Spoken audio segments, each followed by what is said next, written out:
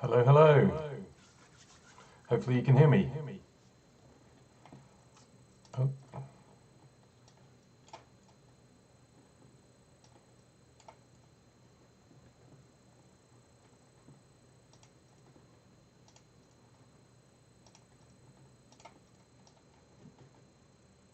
All right, that sounds better. Let's make this go to no input as well. Hello, hello, hello. Hello, hello, hello. Let's check people can see me. We're going to wait a couple of minutes for people to turn up.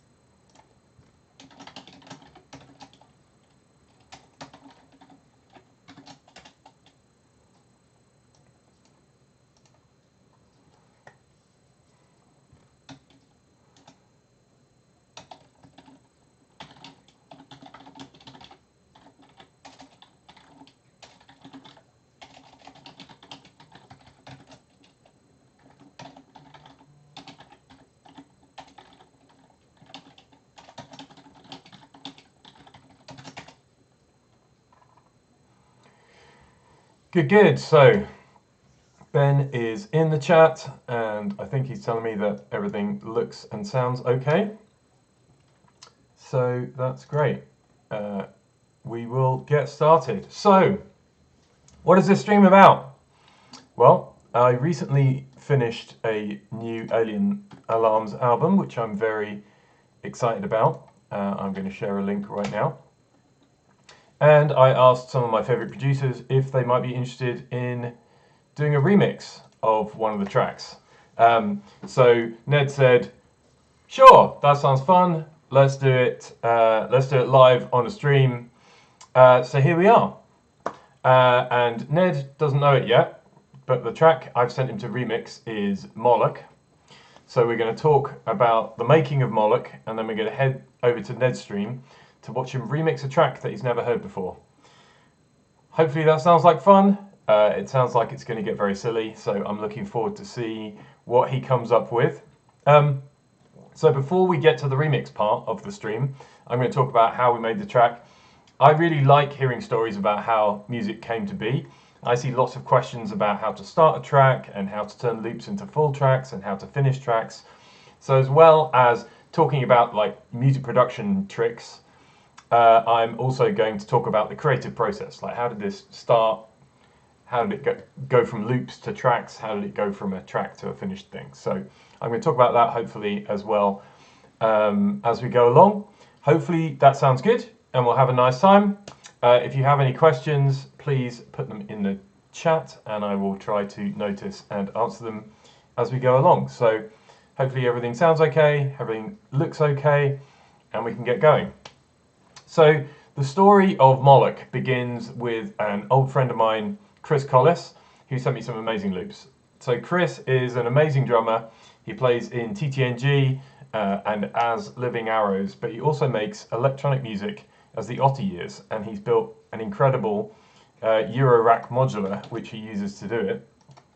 And actually, his modular is really interesting because it's not all about making sound. A lot of the modular is about creating sequences, messing with sequences, doing kind of generative sequencing as well as making sound. And this was a huge influence in how I make music as Alien Alarms. When he started showing me that stuff, I started thinking, okay, how can I rebuild this in Ableton? And how can I start using it to make music? And when I did start using generative sequencing to start making music, it just kind of was a revelation. It felt like instead of the computer sitting there like a word processor waiting for me to enter stuff into music into the sequencer, it felt like I was having a conversation, right? The computer would come up with some musical material. I'd be like, no, that's rubbish, that's good, I like that bit, we'll keep that bit, generate some more, I'll add some bits to it, generate some more. And so it became this kind of like two-way conversation with the computer feeling much more like it was part of the band and not just a word processor, a blank sheet of paper waiting for me to put stuff in. So yeah, Chris's modular is incredible, influenced a lot of what I was doing with Alien Alarms, but also every now and then he sends me amazing samples he's recorded from his rack, and that's where this track began. So let me play you the loops that he sent me. So Otty is over here, we'll solo this track. Let me just make sure we're not doing any crazy processing. Let me sure that this processing's turned off. So yeah, this is where it started, and when I start playing stuff, let me know if it's too quiet, let me know if it's too loud in the chat, and I will change things around. So this is the loop that, this is where the track began, as a loop from Chris's modular.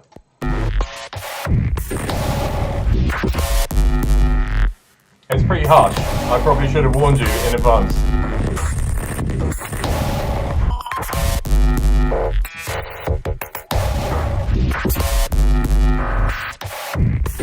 So it's got this kind of like funky hip hop feel, but like super glitchy, really harsh, sounds kind of amazing. So that's where the track started. So I got that sample from Chris, and one of the things I try and do with Alien Alarms tracks is to kind of build multiple loops that I can layer together, so I can switch between the loops, so that I can have like different sections of each loop kind of phasing against each other, so that instead of having like one loop that's obviously looping around, you've got these kind of two loops that are bouncing off each other, that are layering with each other and sort of having a little conversation. And around the same time as I got these loops from Chris, I saw this amazing electronic musician called Dangsha, who played in Brighton a few times, and I got talking to him at the Prince Albert after one of his gigs. And one of the interesting things that he does is he kind of makes really bass-heavy music, but without really bass sounds. So he uses lots of different kicks and ways of manipulating kicks to kind of create lots of variety and to create this sort of bass part of his tracks without using kind of obvious bass sounds or like bass guitar or anything like that. So that was another thing that I was interested in trying out. So I created a pretty simple kick pattern, which you can see here, and I fed it through the Fat Analog Kick instrument, which I think is part of Max for Live. One of the nice things about it is it's like super manipulatable. So you've got loads of things you can automate, which means you can create like kick patterns where every single kick sounds different, which is sort of a Dangsha style thing. So we just check I've got the processing turned off. Let's just hear the kick pattern on its own. It's pretty simple. I think we're hearing everything. Let me just solo the kick track again. So let's play that. Okay, so we also need to solo this track. So one of the things I do, which you've seen with both of these tracks so far, is that I'll have one track that is the sound source, and then I'll feed it to another track which does the effects. And the nice thing about that is you can then have a part for the sound source which has notes or drum beats in, and then on the effect track you can have ghost parts which just have envelopes on them. And what that means is by triggering different musical parts and different effects parts, you can kind of, again, create different combinations of music and effects to create lots more variety in a track. So that's what I've done here. At the moment we've got the effects turned off just so you can hear the kick part, which is like super simple. But one of the interesting things about this is I've got these envelopes on the clip, and if you can, we'll cycle through them. You can see that like every kick has got different drive, different noise, different pitch, and that's creating like subtle variety in drums, which is something I really like to do. I never like to hear the same drum sample twice. I want them to all be different in the bar, I want them to all be different in the track if I can. So there's lots of like randomization of tiny little parameters on every drum to make everything sound a bit more different and a bit more alive. So we've got a bit of variety here, which is sort of one of the things that Dangsha does, but his like very characteristic stuff is when he starts affecting those kick patterns to create stuff that's kind of a lot crazier and has a lot more life to it. So let's start doing that. So on this kick effects track, I've got an effect rack. Let's turn that on. The The first effect is a bit crusher, which is something that Danks uses a lot, very characteristic of his sound.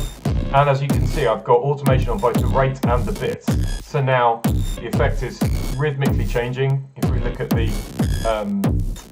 automation on this part, you can see that the automation is quantized to the grid, and the notes are quantized to the grid, and this creates this feeling where every hit kind of sounds different because all the effects are different.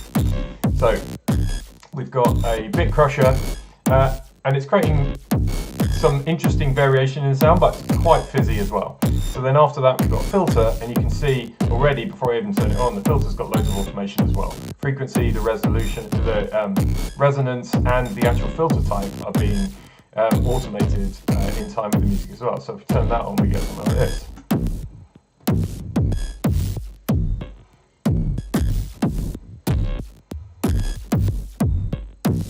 And now we've got a lot more variety. And one of the things I like about this is every now and again you get this kind of like ooh sound as the filters kind of get particular spots in the kick drum. One of the problems with having this kind of like crazy morphing filters is that some hits end up really quiet, some hits end up really loud, some of them have loads of bass, some of them have loads of treble. So the next thing I stuck it through was a OTT just to kind of level off the dynamics a bit and also add even more crunchiness to it. So let's turn that on. As you can see, much punchier, much harsher, but also a little bit more level.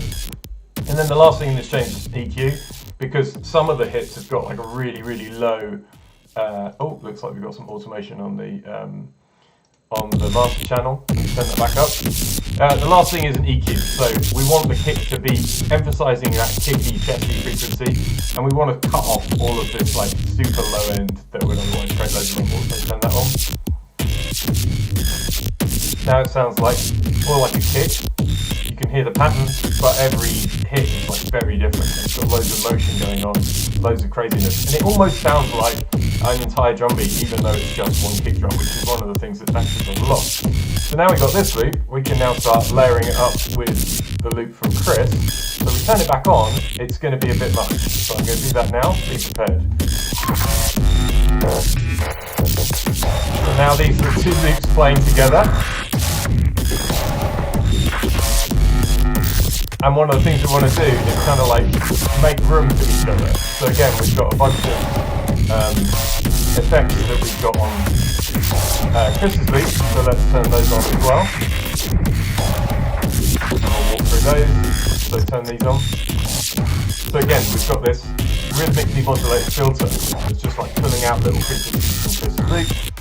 Then we can turn on the OTT again, which is going to level it out and make it a bit punchier. And again, this is too much. So one of the things I've got next is the gate lab, and what this is doing is just like turning off, gating rhythmically that part from Chris, and also sending them left and right. So now, if you're listening in stereo, hopefully you can hear you've got the kick drum in the middle, and then you've got bits of Chris's loop firing out left and right, and then another compressor again to kind of like level it out a bit more. So this is kind of where it started. Now we've got this kind of funky groove going on with these two loops playing together, and now we've got a kind of kick drum at the bottom made from the Max Live instrument, and then we've got Chris's loop adding these kind of like bits that are more like percussion, more of a top end flying left and right. So there's a few more layers that I added to this track at this point while it still loops. And as you can see, I kind of start tracks in the session view of these loops playing together, and then later on I'll switch to the arrangement view and make more of an arrangement. But there's a couple of other parts that I want to talk about here, so let's just turn these off for a minute, and I'm going to solo this analog part. So this is a kind of like delayed little acid part. But the thing is, there's a couple of interesting things about it. First of all, it's being sequenced from VCV Rack. So if I open this VCV Rack patch, this is a VCV Rack implementation of Subharmonicon, which Omri Cohen built. So I've basically taken that patch and I've ripped out the sound generation part of it, so I can just have the Subharmonicon sequencer, which is, in my opinion, the interesting bit, because it's got this section over here which is generating polyrhythms. And they're really interesting when they're not evenly kind of distributed. So instead of creating 8th notes or 16th notes, this is creating polyrhythms that are like 3s and 5s and 11s, and they're all modulating each other to create crazy rhythms. And one of the things I'm super into at the moment is kind of like putting those polyrhythms, it's just going through a little analog acid line at the moment, against something that is 8th notes or 16th notes and more closely on the grid to create kind of really funky, interesting combinations. So if I play it with the kick effects,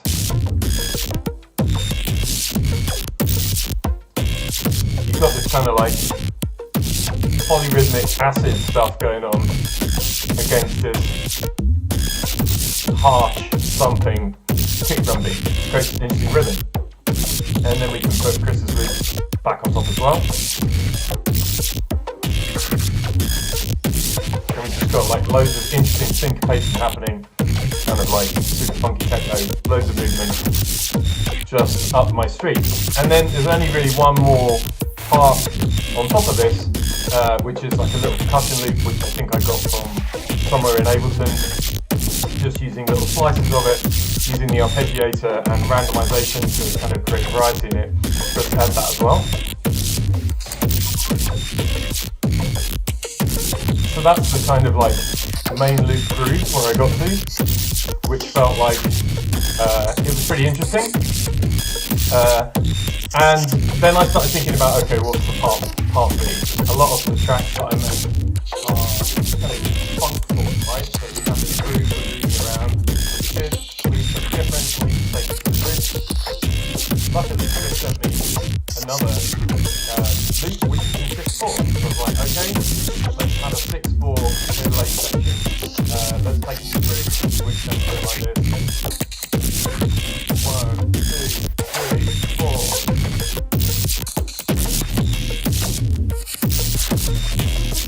So one of the things I've done here is I've modulated, so I've switched from a G-Dorian scale on the acid line to a G whole half a minute scale. To kind of create that like we're going from 1 to 5 in the bridge. We need a resolution back to 1. Then we go back to 1.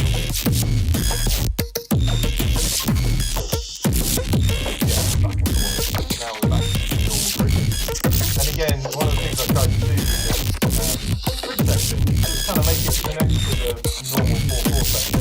So if you look at the kick part, you can see it's still that bum, bum, bum, bum, bum. But instead of it being a 4/4, it's that pattern split. So it's set to 3 beats. So here we go. Bum, bum, bum, bum, bum, bum, bum,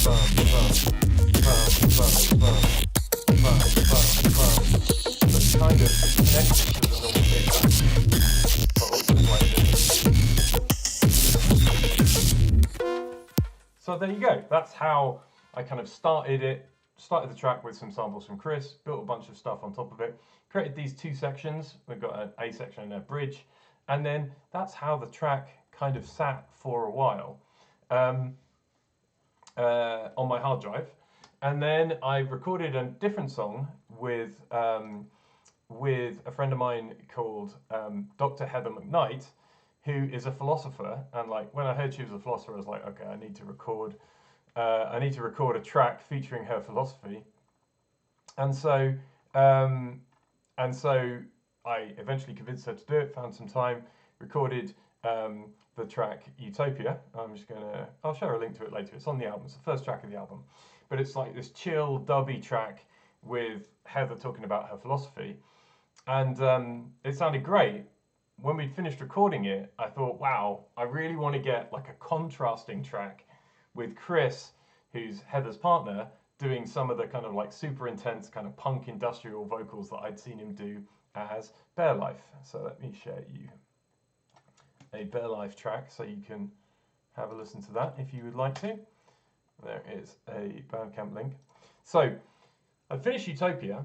I wanted to do a kind of harsh dystopian track with Chris to kind of contrast with this utopian hopeful track that I'd done with Heather. And so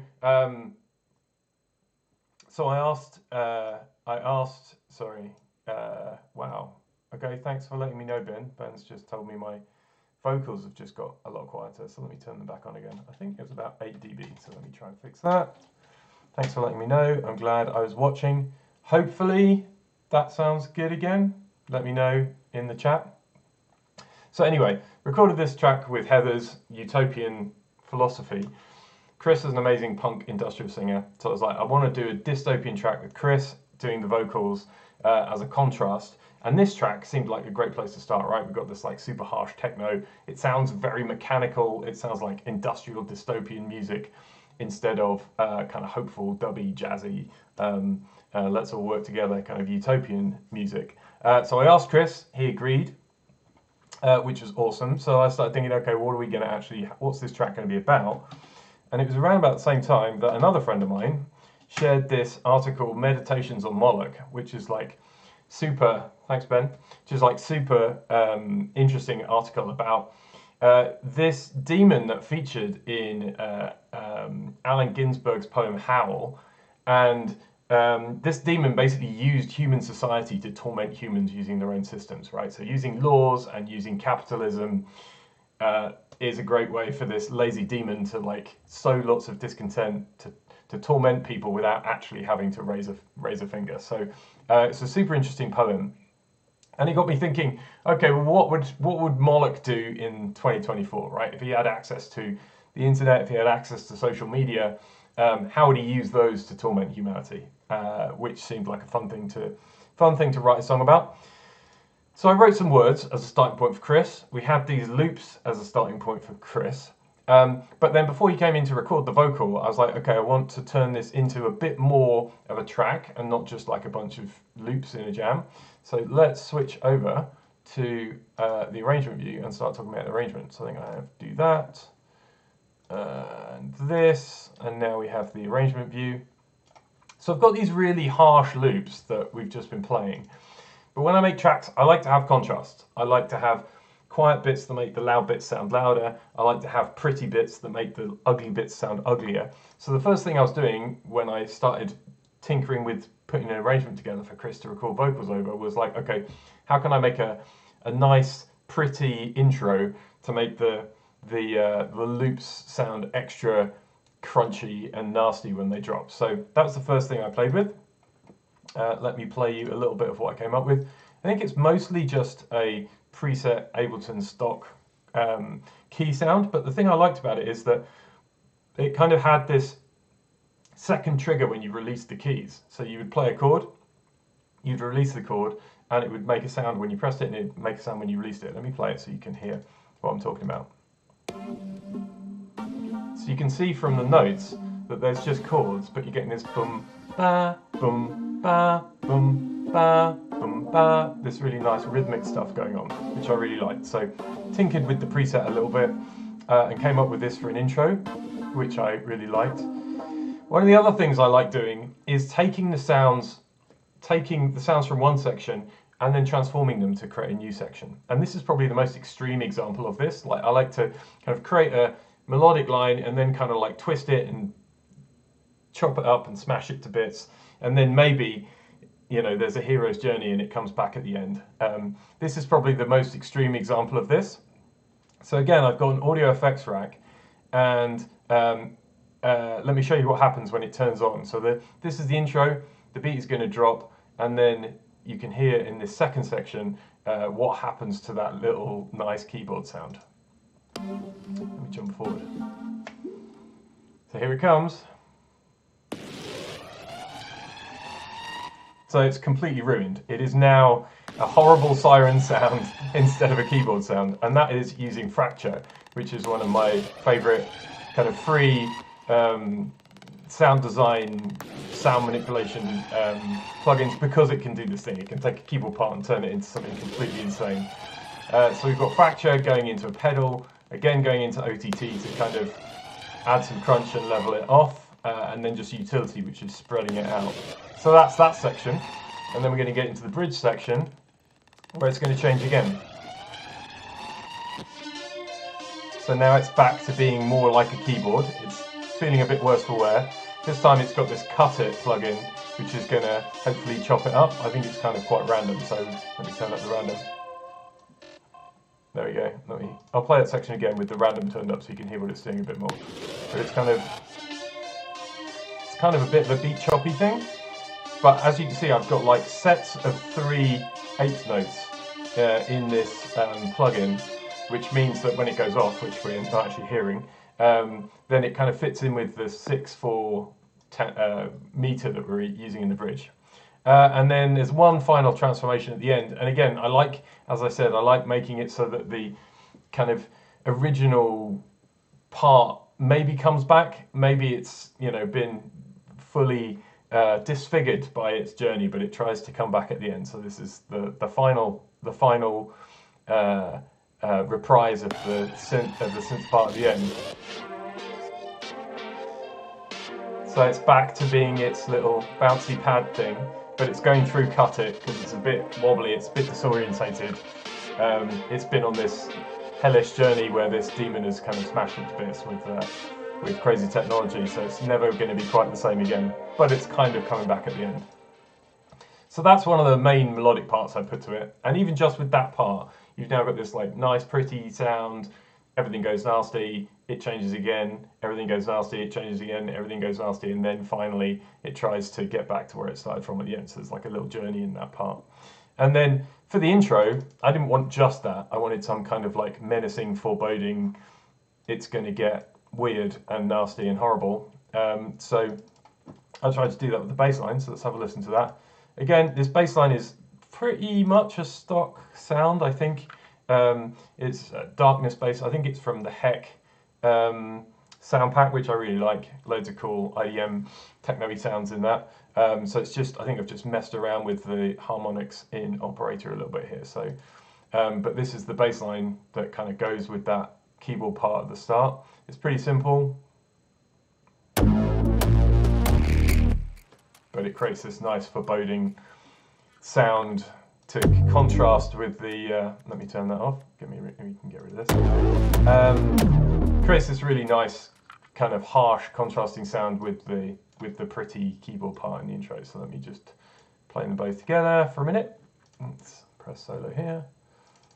And they sort of bounce off each other.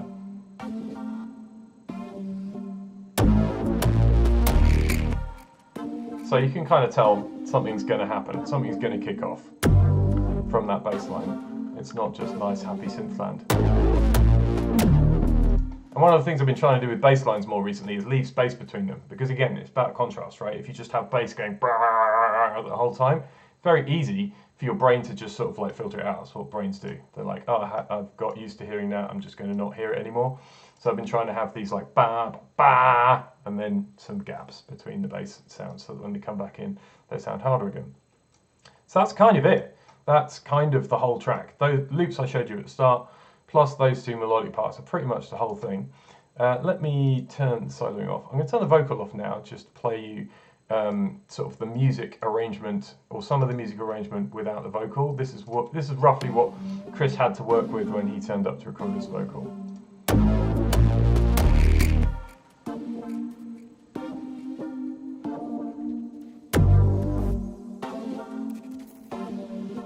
Everything we need is turned on. Looks good.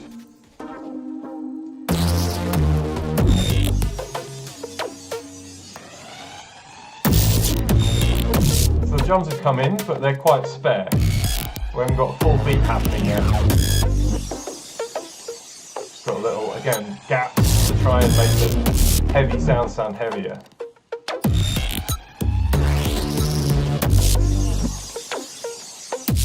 And you can hear the percussion parts just sort of bouncing around in the gaps between the bass and the kick.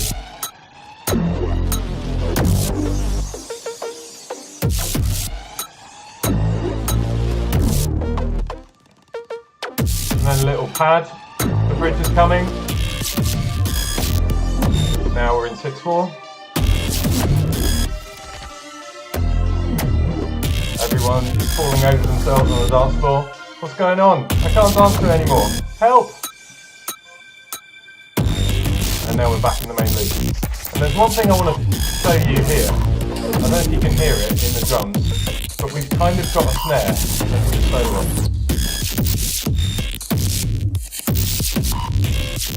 Pop, not every 2 and 4, but there is a kind of snare sound in there. And the way that came about, wait a minute, I thought we were just making drums out of a kick loop.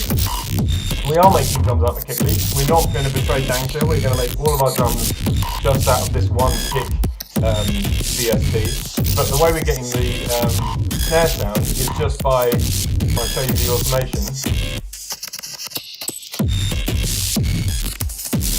Hang on, we've gone to the bridge again. Right, so this is the main section. You can see the snare pattern, but the snare is actually created just by turning a ring modulator on and off on the kick drum. You've still got the kick drum ringing out, but every now and again you get these side changes happening with the ring modulator. And just by like tuning the ring modulator, turning it on and off over the kick drum, you get this thing that sounds kind of a bit like an Orteca-y style. It's a snare, but it's not actually a snare. But it's in the space where you expect it to be a snare, right? It's on some of the batteries, and it's in that frequency range where it starts sounding a bit like a snare, so you can dance to it even though there's no snare there. Another thing that's a fun thing to do with kick drumming. So yeah, this is the kind of track pretty much as it was when Chris came to the vocal. So we've written some lyrics.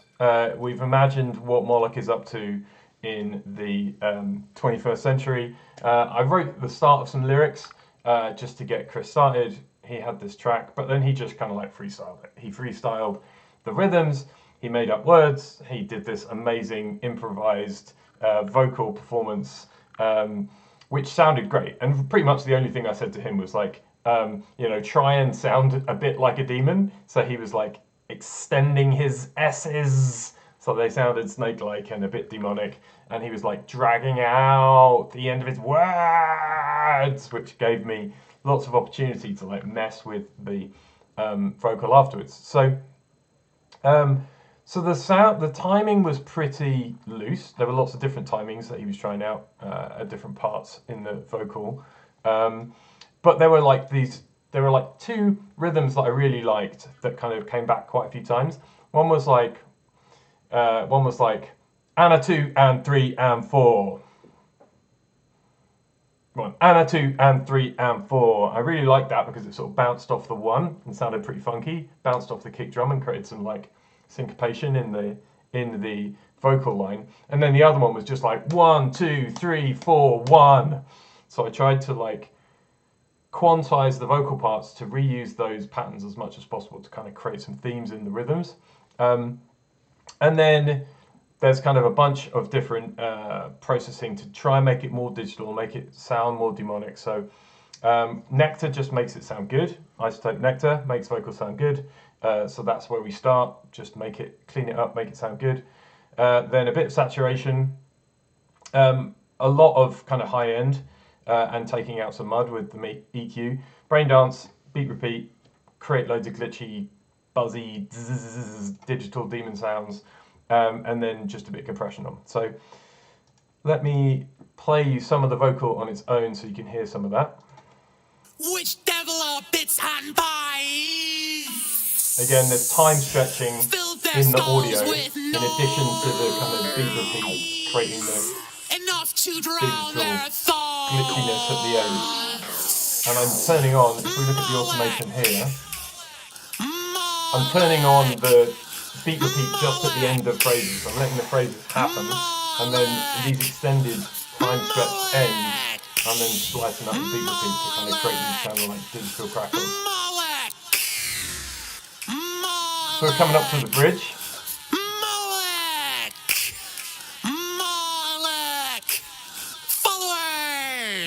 Subscribers, followers, subscribers, followers, subscribers, calls to action.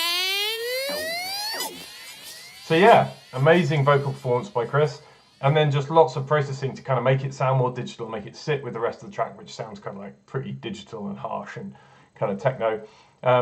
Some of the time stretching also has pitch shifting, so we can look at some of that. So like, yeah, just at the ends of the tail, the tails of the phrases, you can see we've time stretched a phrase here, and then just at the end, as it's dying out, it's going in this one, for example.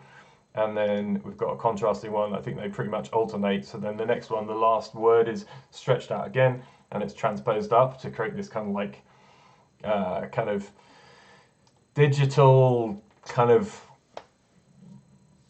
drifting vocal sound. But it's a really great performance, and I really like the fact that we used the followers subscribers as the like bridge refrain, because you know you hear it on the internet forever. And if you haven't already subscribed to this channel, please subscribe to it, yeah, click the buttons and do the things and buy the stuff and listen to the music. But yeah, I really like the idea of this demon who's like created this system with social media where everyone's kind of like too busy asking each other to follow each other to actually notice everything else that they should be doing. So yeah, that's the kind of vocal part, which I think came out really well. And once we had that vocal part, then that's when I started kind of making space for it, right? So initially there was drum loops the whole way through, but once Chris had done the vocal, especially at the start, I wanted to leave more room for the vocal because it sounded great, and also help the track build by not having the beat come in straight away, but have this. I imagined the demon kind of strutting around a kind of boxing ring, you know, kind of like bragging to this adoring crowd about this human that he's crushed at his feet. So that was the kind of vibe I was going for at the start of the track before the beat comes in. So let's hear the vocal with that intro and that kind of like first bit when the vocal comes in. So we've got nice synth, everything's great. Oh my god, that bass sounds scary. Is something scary going to happen?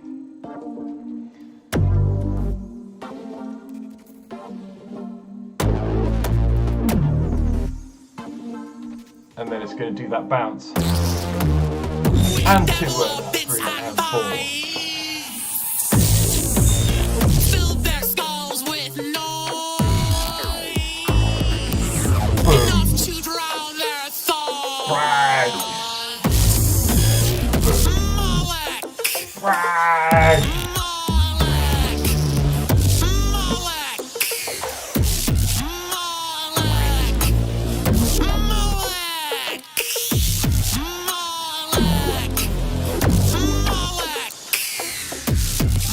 Still kind of an intro because we haven't had the beat drop yet.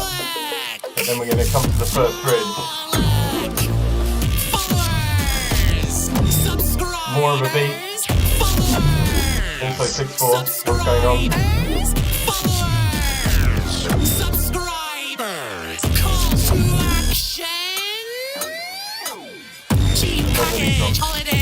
So that's pretty much the whole track. That's all the bits.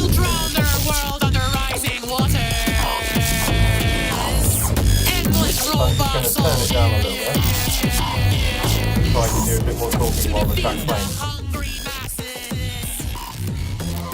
So yeah, that's the whole track. We've talked about how we started with some loops, how we built up those loops, layered some loops on top of each other, how that whole thing got turned into an arrangement so that we could record a vocal over it, and then after the vocal, how the arrangement changed again to make room for the vocal after it was in the vocal. And that's kind of how I make lots of the Alien Alarms tracks. Turn it down a little bit.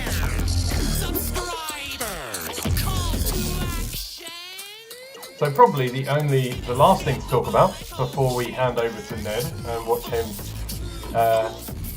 build the next part of this story live in front of your eyes, take this track and make something new out of it.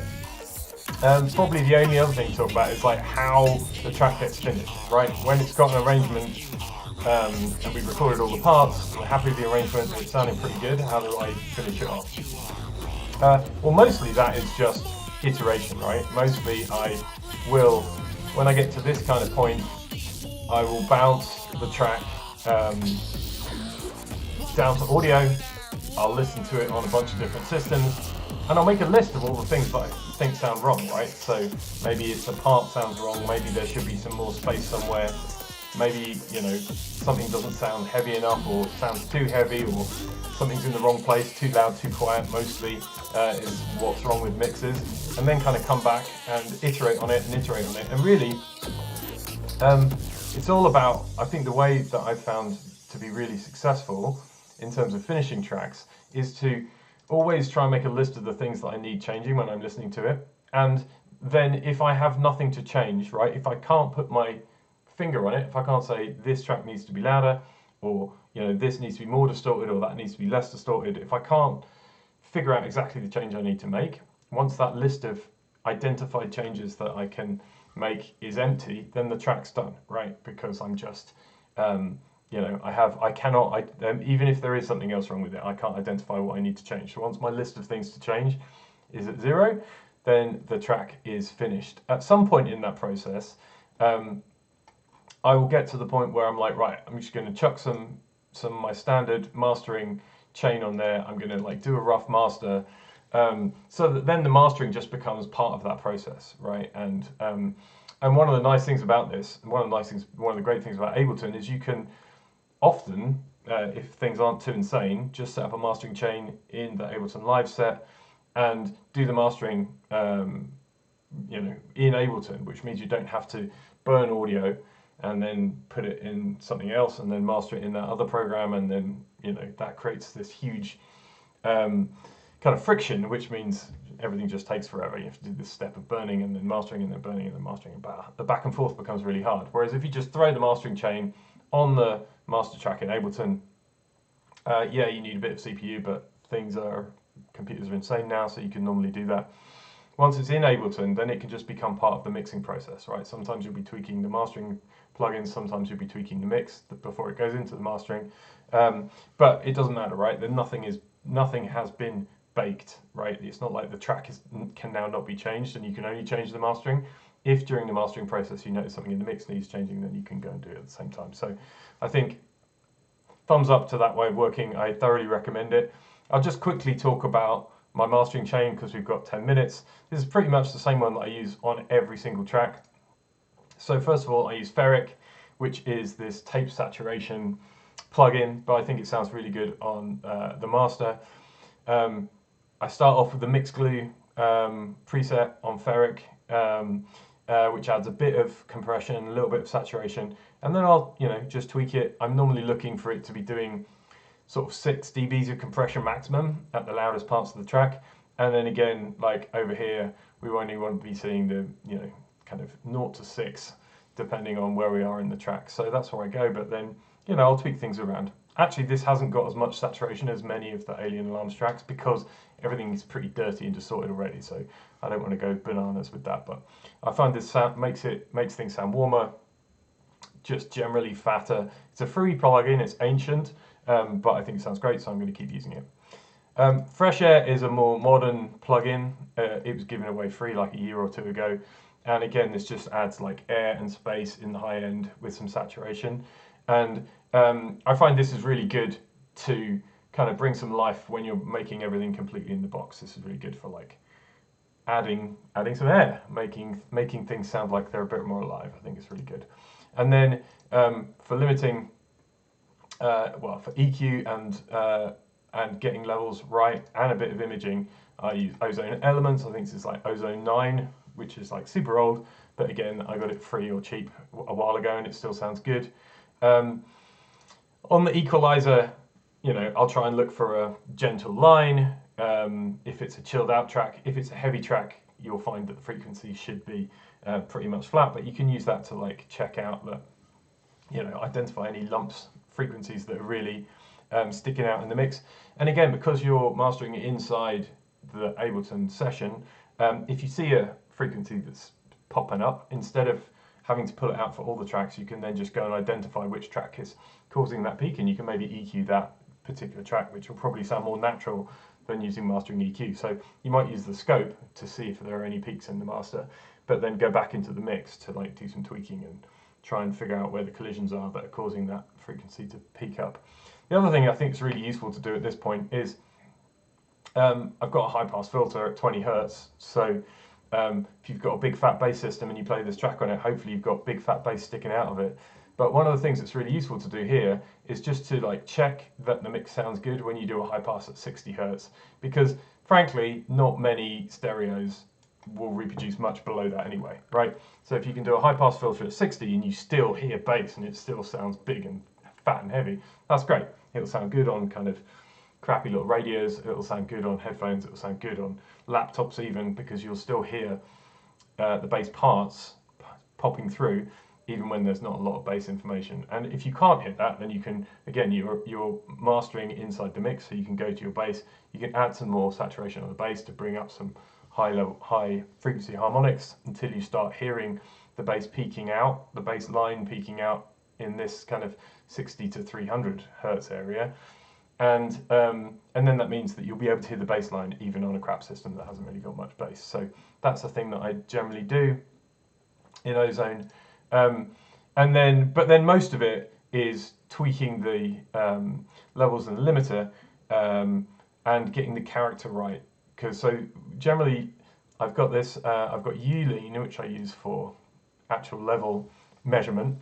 So how loud is my track? Well, most of the time, if it's a banging track that's kind of pretty banging the whole way through, maybe with an intro and an outro, I'll try and get to -11 LUFS integrated, which in my experience doesn't sound too crushed.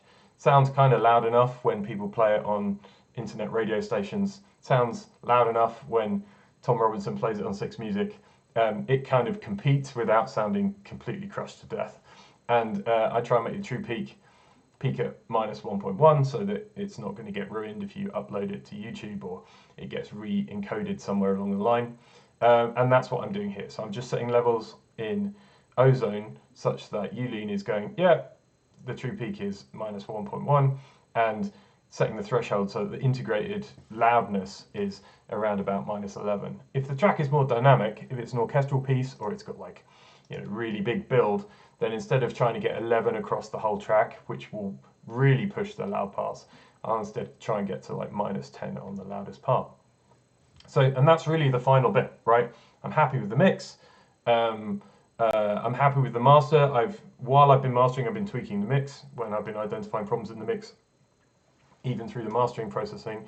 And then the last bit is just trying to get the level right. And if I can't get the level right, again, bass has loads of bass frequencies. A lot of people don't actually reproduce them in whatever system they have. So if I'm having trouble getting to -11 without audible distortion, I'll bring the high pass filter up, chop out a load of the low frequencies, which you won't miss anyway, so that I can get to -11 without having audible distortion from the mastering in the top end.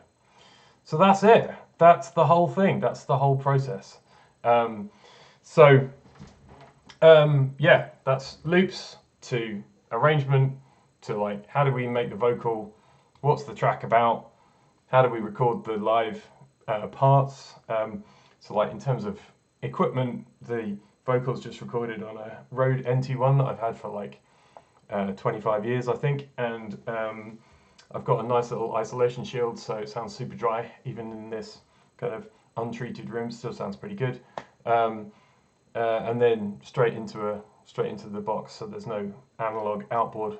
It's all done in Ableton. All I'm trying to do with the outboard gear is record like super clean vocals that I can then process later on.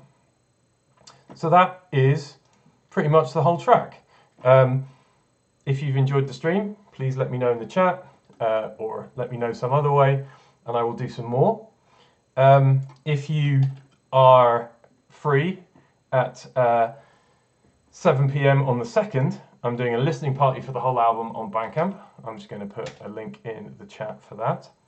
If you're in Brighton, which I know some of you are because Ben's in the chat, I'm going to be playing at the Spirit of Gravity at the Rossi Bar on the 3rd, which is next Thursday.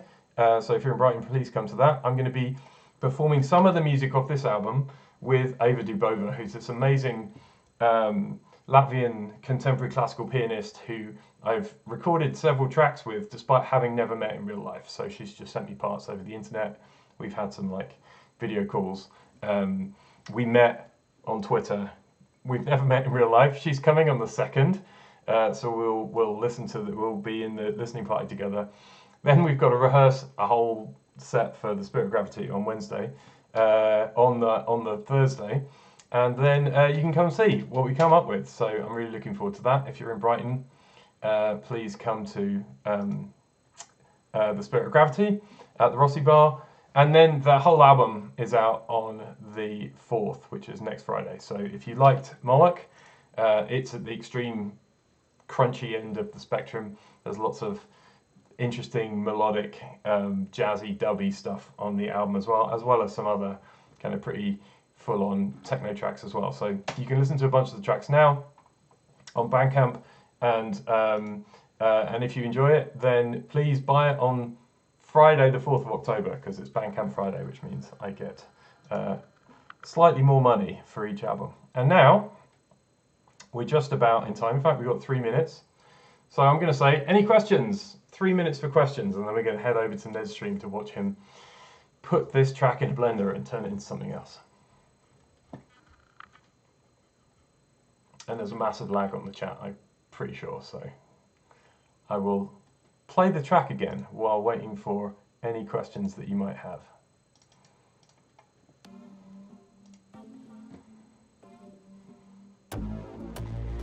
Yeah, so it's probably worth mentioning again, Ned hasn't heard this track before today.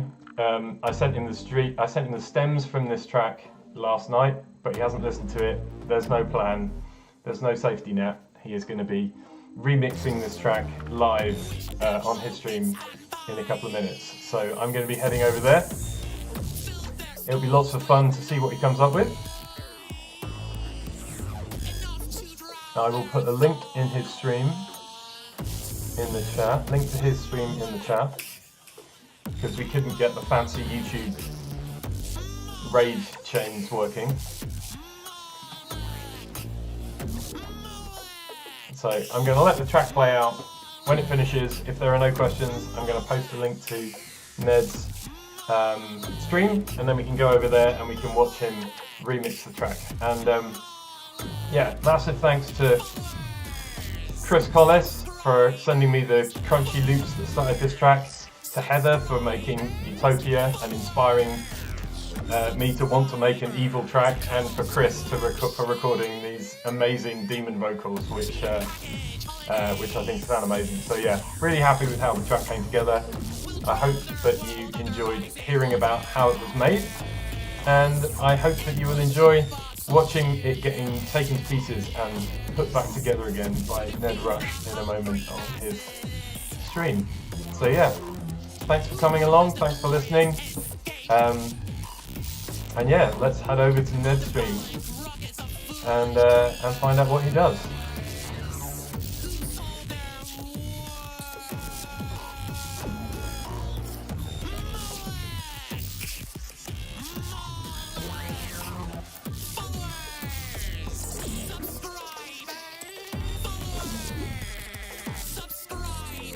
Oh yeah, more fruit emojis in the chat please. I haven't seen enough fruit emojis, so let's get some fruit emojis happening if there are no questions, and then head over to Nedstream for the next part in the story of this track.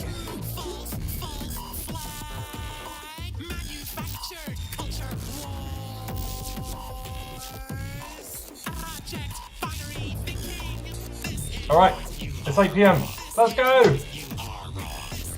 I have posted the link. I will see you on Nedstream in a minute. Thanks for listening, everyone.